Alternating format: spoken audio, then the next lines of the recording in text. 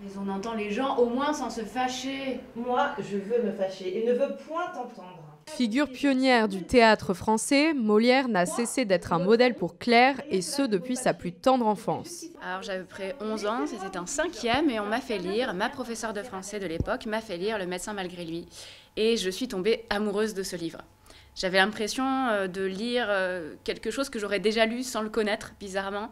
Une sensation de familiarité. Fascinée par le ton satirique et sarcastique du dramaturge, cette comédienne de 33 ans a consacré 3 mémoires universitaires uniquement aux écrits de Molière. Le premier mémoire, c'était sur l'aisance verbale des personnages de Molière. Le deuxième, ça partait d'un constat, je déplore un peu le fait qu'actuellement il y ait une sorte de séparation entre le théâtre drôle dit de divertissement et le théâtre sérieux. Et après, j'ai fait un troisième mémoire où j'allais analyser les effets de modernité dans l'œuvre de Molière. Mais cette passion pour l'auteur a dépassé le stade de la scène. Aujourd'hui, elle fait partie de l'identité de Claire. Je me suis fait tatouer la signature de Molière dans le dos quand j'étais étudiante en lettres. C'était une manière de me rappeler pourquoi j'étais là, ce qui m'animait, ce qui me donnait vraiment envie de faire et des lettres et du théâtre.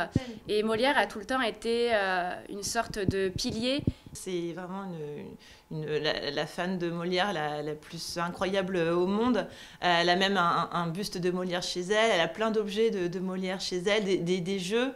De Monopoly, il faut acheter des théâtres. Elle a plein de livres, hein, bien sûr, des poèmes. Enfin voilà, donc ça pousse vraiment beaucoup. Même sur les réseaux sociaux, elle poste toujours plein de choses sur lui. Mais Claire ne souhaite pas uniquement rendre hommage à Molière à travers les réseaux sociaux. Elle sera aussi présente le 15 janvier prochain à Paris pour remettre des fleurs au cimetière Père-Lachaise avec les comédiens de la Comédie Française.